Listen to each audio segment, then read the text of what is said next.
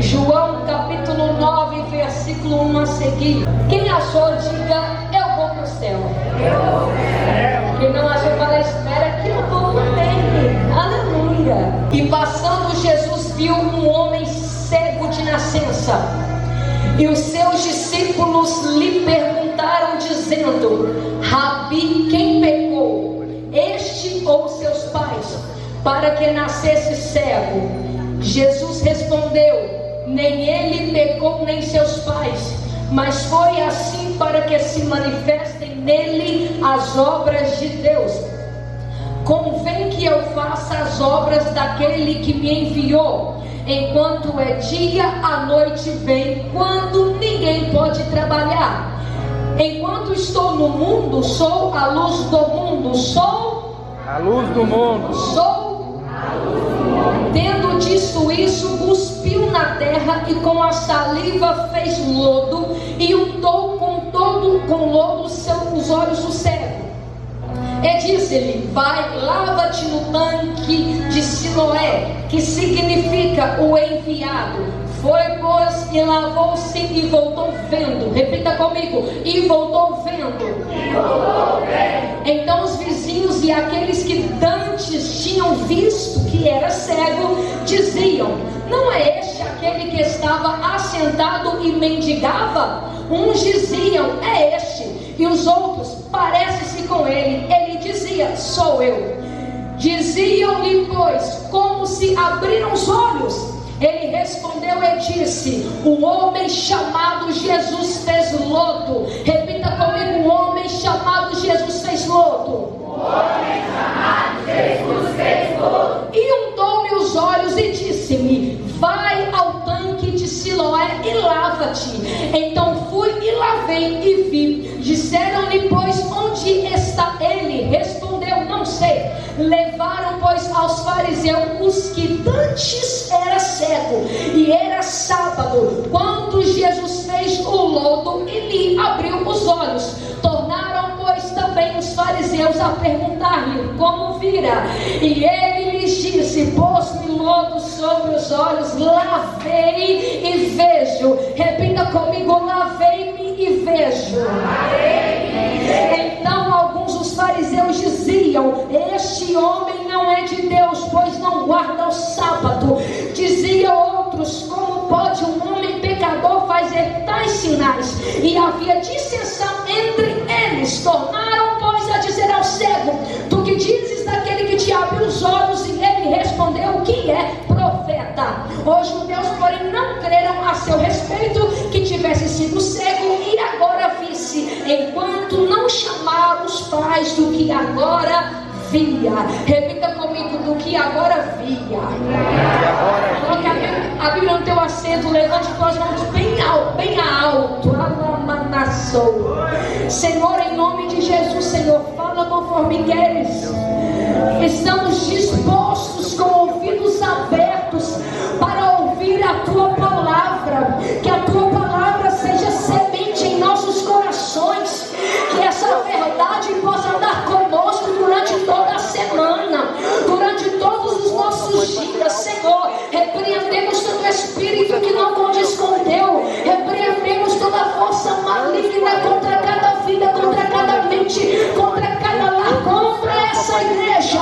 Senhor, em nome de Jesus, Senhor, manda a tua verdade. Que a tua verdade seja, meu Pai, que entra e que peneira em nossos corações. Cura na casa, transforma na casa, liberta na casa, salva na casa. Não é por causa de quem prega, porque quem prega não pode nada, quem canta não pode nada. É sobre o dono de quem mais, é sobre o dono de quem anuncia a mensagem, é sobre o dono de quem entoa os louvores. Então, como o dono manifesta na casa, então, como o dono fala na casa, em nome de Jesus.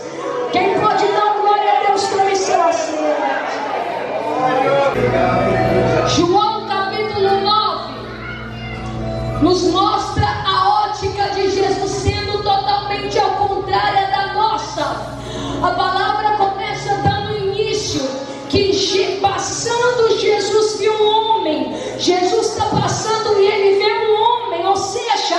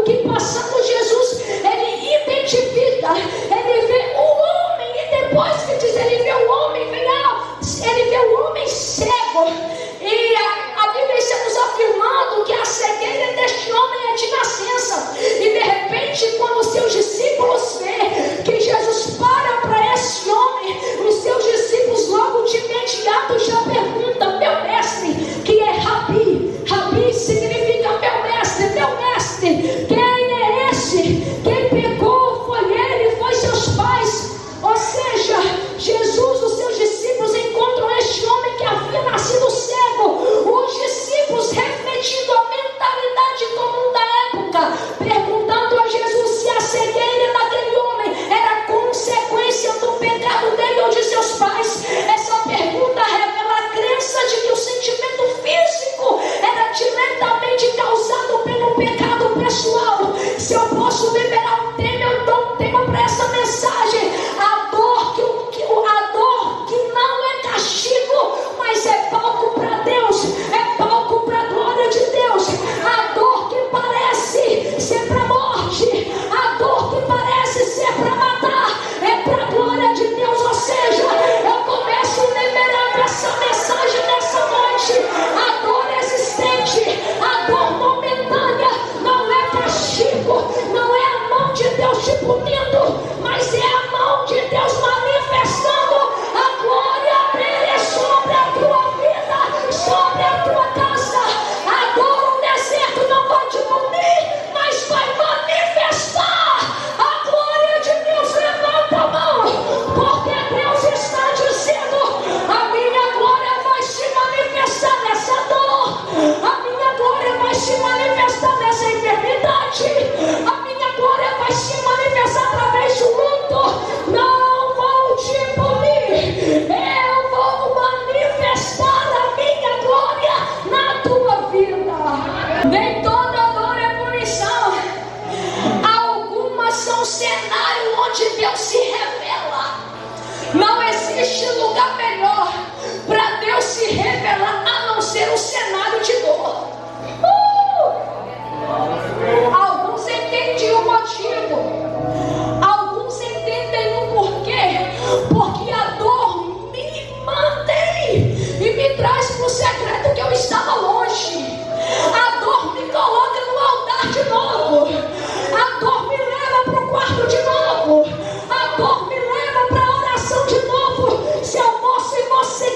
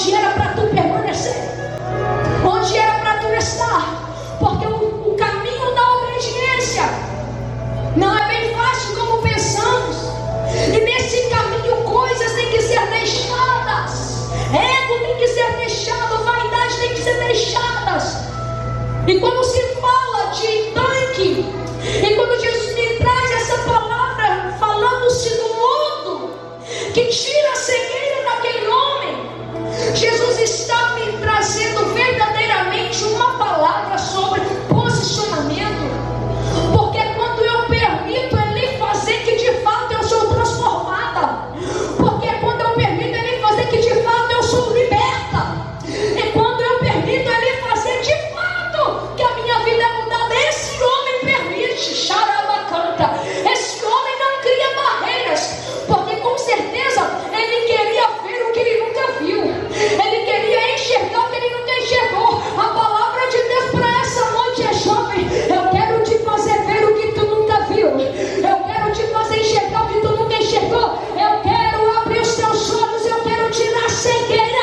Tu não vai andar com o pecado, tu não vai fazer aliança com o pecado, tu vai fazer aliança comigo, vai andar comigo, vai viver comigo, vai respirar comigo. Ou seja, onde tu for eu vou, onde tu estiver eu vou contigo. Não larga a minha mão, não solte a minha palavra é combustível, a minha palavra é alimento, a minha palavra é alimento para tu continuar. Levanta a mão, juventude, porque Deus está dizendo: a minha palavra é para você dar continuidade e permanecer no caminho, permanecer na verdade, permanecer na presença, permanecer no Espírito. Pode dizer: Senhor, eu não vou abrir mão da tua presença, Senhor, eu não vou abrir mão da tua vontade, Senhor, eu não vou abrir mão do teu caminho. Espíritos malignos podem tentar me confundir, espíritos malignos podem tentar me destraviar do caminho, mas eu vou permanecer no teu. Como diferenciar espíritos malignos do Espírito de Deus? Sabe como? Tendo vida no secreto, tendo vida de oração.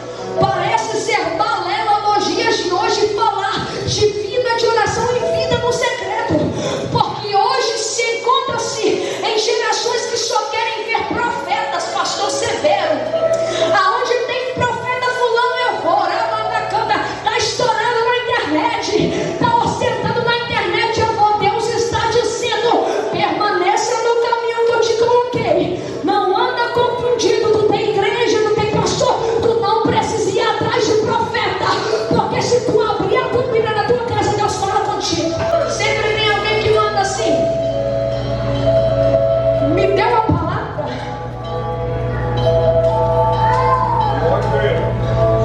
eu preciso ouvir Deus falar comigo. Precisa? Abra a tua Bíblia. Sabe qual é o nosso problema? Queremos Deus de forma tão distante, mas eu quero te trazer Deus de forma simples para você e de forma direta. Experimenta, lê a palavra todo dia para tu fechar lá na canta.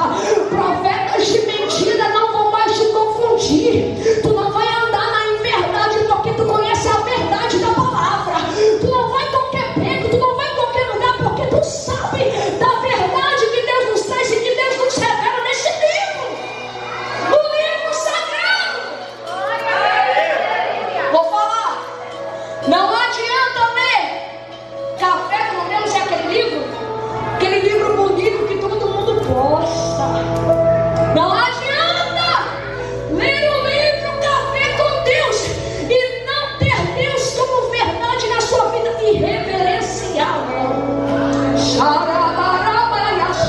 Deus está dizendo: eu não quero que você pare somente para ler um livro, eu quero que tu pare para ler o meu livro sagrado. Qual que é o nosso problema? Aprendemos no simples, mas a tecnologia, as redes sociais estão querendo deformar o que é puro simples. O evangelho é puro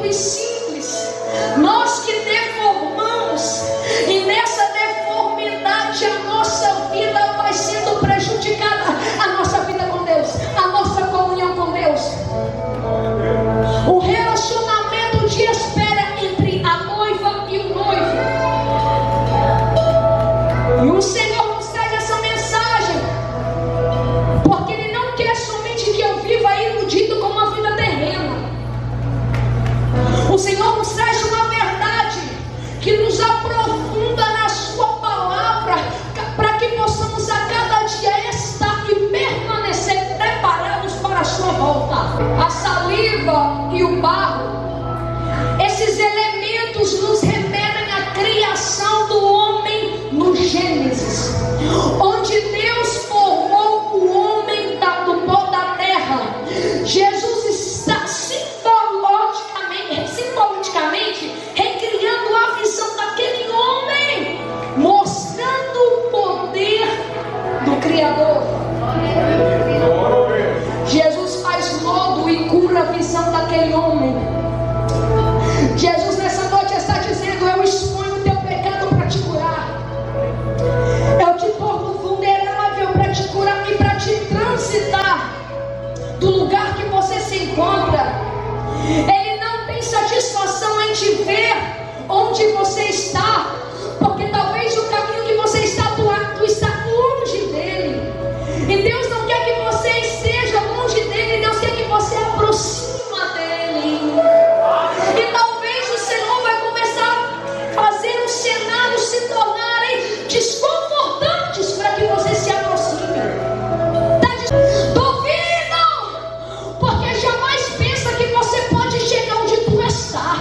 É sinal que a graça dele te alcançou, é sinal que ele passou pela tua casa, é sinal que ele passou pela tua família e escolheu você para cumprimento de um propósito, para cumprimento de uma chamada, para cumprimento de um ministério. Deus está dizendo: eu não te chamei para ficar parado e sentado, eu te chamei para cumprimento de uma obra, eu te chamei para cumprimento de uma missão, eu te chamei para cumprimento de um projeto. Jesus está dizendo: eu não te chamo à toa, eu não te chamei à toa, eu não te tirei de lá à toa, tu abriu os teus ouvidos, não foi à toa.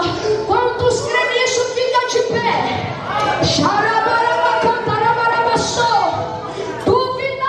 Duvidaram. Esse momento que os vizinhos duvidam, eles dizem assim: não é este aquele que estava sentado e mendigava? Mudou de nível, né? Essa passagem, esse versículo aqui, é quando o milagre causa confusão e não celebração. Ou seja, não é todo mundo que celebra contigo as tuas vitórias, não é todo mundo que celebrará com você as tuas bênçãos. Saiba você, talvez tu vai celebrar sozinho, talvez tu vai viver um milagre e vai estar sozinho. É melhor estar com ele, é melhor estar sozinho estando com ele do que estando rodeado e sem ele. Deixa duvidarem, duvidam tanto que querem saber. E esse homem, quando ele recebe o milagre, quando ele é questionado, ele não se envergonha de falar o que aconteceu, porque tem gente que se envergonha de falar o que Jesus fez na tua vida. Tem gente que tem vergonha de falar do teu passado. Não tenha vergonha de falar do teu passado, porque o que você é, o que você era, não define quem você é, porque Deus alterou tua identidade. Deus te deu identidade de filha, Deus te deu identidade de filho. O que você era não significa nada, o que você era não representa nada, o que representa é o que você é, a transformação que tu aceitou que Jesus fizesse na tua vida, a libertação que tu aceitou, que tu permitiu que Jesus fizesse na tua vida. Ou seja, o que eu era não me interessa, o que eu sou é o que interessa e é o que diz ao meu respeito.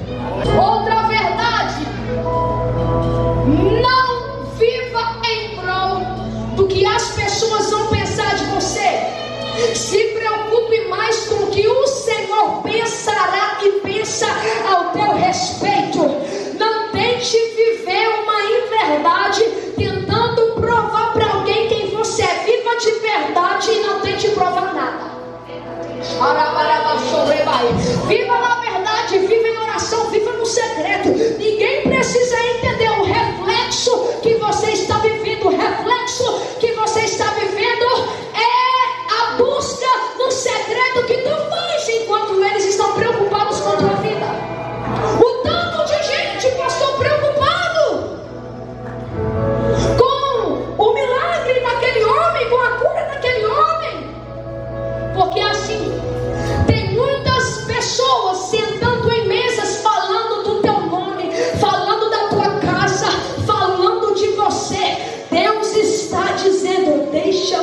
tirarem. Reuniões que eram para falar dele estão falando do teu nome. Estão preocupados é contigo. Enquanto preocupas quanto a vida deles perece, a casa deles perece, o casamento, os filhos perece. Deus está dizendo: mas eu te colocarei em mesas para falar de mim, para falar do que eu fiz, para falar das maravilhas que eu fiz. E quando aquele homem é questionado, ele fala só uma verdade. Ele não anda em duas palavras. Hoje ele fala uma coisa, amanhã ele fala outra. A cada momento aqui que ele é questionado, vamos ver na Bíblia ele dizendo: o homem chamado Jesus fez lodo e untou-me os olhos e disse-me: vai ao tanque de Siloé e lava-te. Então eu fui, lavei e vi. Ele disse para mim ir e eu fui. Ele disse para mim ir e eu não retive. Eu não fiquei preso aos meus próprios medos. Jesus hoje te chama. Jesus hoje te convida. Vamos dar um passo para que tu venha ser mais íntimo e que você esteja mais próximo de mim. Não vamos viver distante. Não viva longe. Esteja perto. Vão te questionar, talvez vão te questionar pelo relacionamento que tu está vivendo, pelo tempo que tu está vivendo, mas tu não vai dar ouvido para o que dizem, porque o que você vai estar firmado é no que Jesus te disse e no que Jesus te deu certeza. Aquele homem não estava duvidoso do que lhe acontecera. Ele fala: um homem chamado Jesus, ele colocou lodo sobre os meus olhos, falou, mandou eu ir ao tanque de Siloé e eu fui. Obviamente o que podemos cifrar nesse contexto é a obediência. Ela prevalece e vai além de qualquer limitância. Não permita que a desobediência arraste você para um caminho que não é para você ir, para um caminho que não está destinado para que tu vá. Jesus está dizendo: eu tenho só um caminho, eu tenho uma só verdade, eu tenho só um endereço. Eu não quero só curar as enfermidades físicas, eu quero curar as enfermidades espirituais. Eu quero te arrancar dessa depressão, eu quero arrancar essa ansiedade de você, eu quero tirar o medo, eu quero tirar a timidez, porque só assim tu viverá o que eu tenho para a tua vida. Chega de andar paralisado, chega de viver paralisado, porque paralisado não anda. Ele só vive. Deus está dizendo: eu vou mover os seus pés, eu vou te mover para tu viver o cumprimento da promessa que eu liberei sobre a tua vida, sobre a tua casa. Se tu está ouvindo isso e essa verdade, tu tem promessa dele. Se tu está ouvindo isso, está ouvindo essa verdade, se coloque de pé, sai do teu lugar, provoque o teu milagre nessa noite, provoque a transformação de Jesus nessa noite. Diga: eu permito para que tu entre, eu permito para que tu me transforme. Cadê a equipe de louvor? Vem.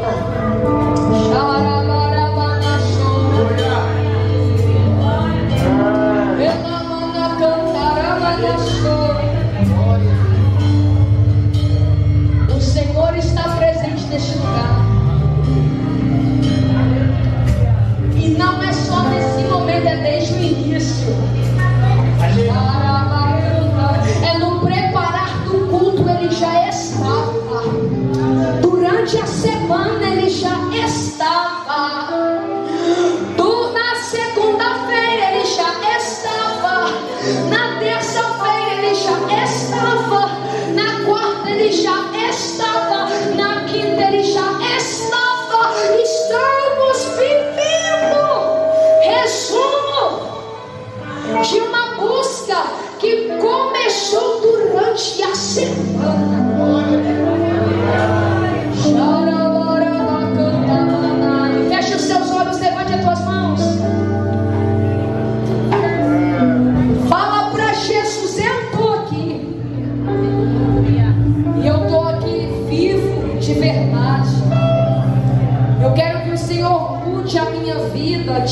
a cegueira que eu estou.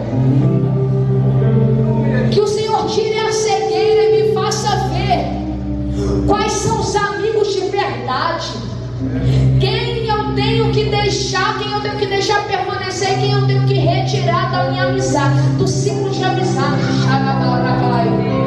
Não é todo mundo que é para estar, não é todo mundo que é para permanecer. Jesus, ele é indagado pelos fariseus porque cura aquele homem no sábado, e confusão era Jesus curar pessoas no sábado.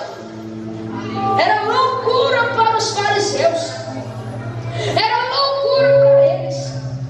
E quando eu vou passando por essa mensagem, por essa palavra, vendo aquele homem falar uma só palavra, sabia que ele foi rejeitado por eles, porque vive na verdade. Escuta essa, guarde, leva para você. Talvez tu vai ser rejeitado de lugares, mesas, confraternizações, mas não importa se te rejeita, Jesus te aceita. Não negue Jesus, não negue a verdade. Ande na verdade, ande no caminho, não retroceda.